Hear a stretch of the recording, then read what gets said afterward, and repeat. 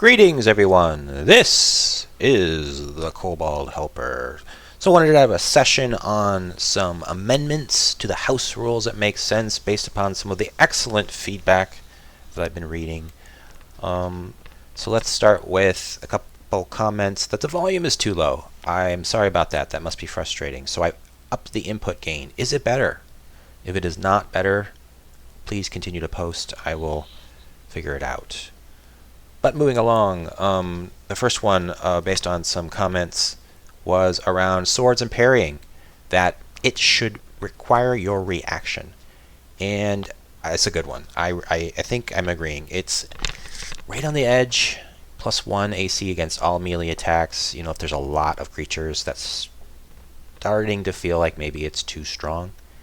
And also somebody brought up the point that, well, if you're dual wielding, and you're actually only fighting melee foes, it's basically as good as a shield. So yeah, I don't want that. I want the shield to be the clear superior defensive choice. So requiring you to use your reaction and thus effectively having to make the tactical decision once per turn of when you're going to parry solves that.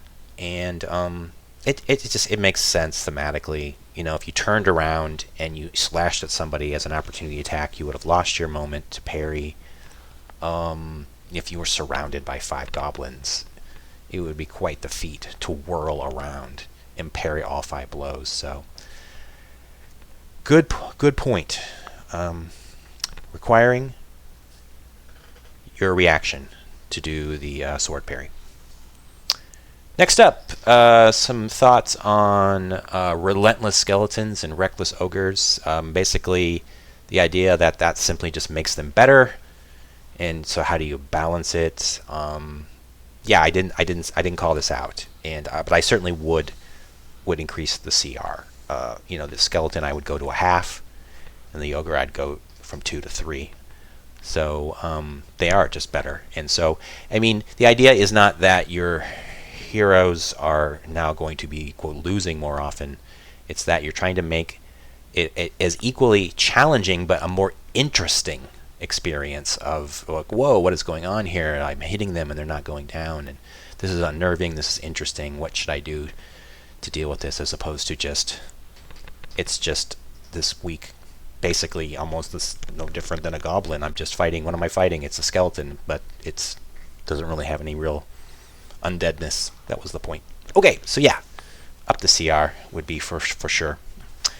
Next up is clarification on the wording per a comment for the when the effect for piercing and bludgeoning occurs.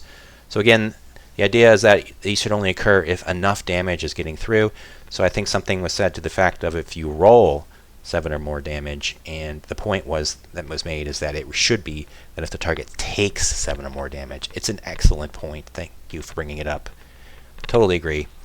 If there's any kind of mitigating effect, resistance of a magic item, magic spell, then you shouldn't get the effect. You know, if you bash somebody with your Warhammer for 10, but they are a rogue and they do an uncanny dodge and it reduces it to 5, then you shouldn't get the knockback. So, agreed.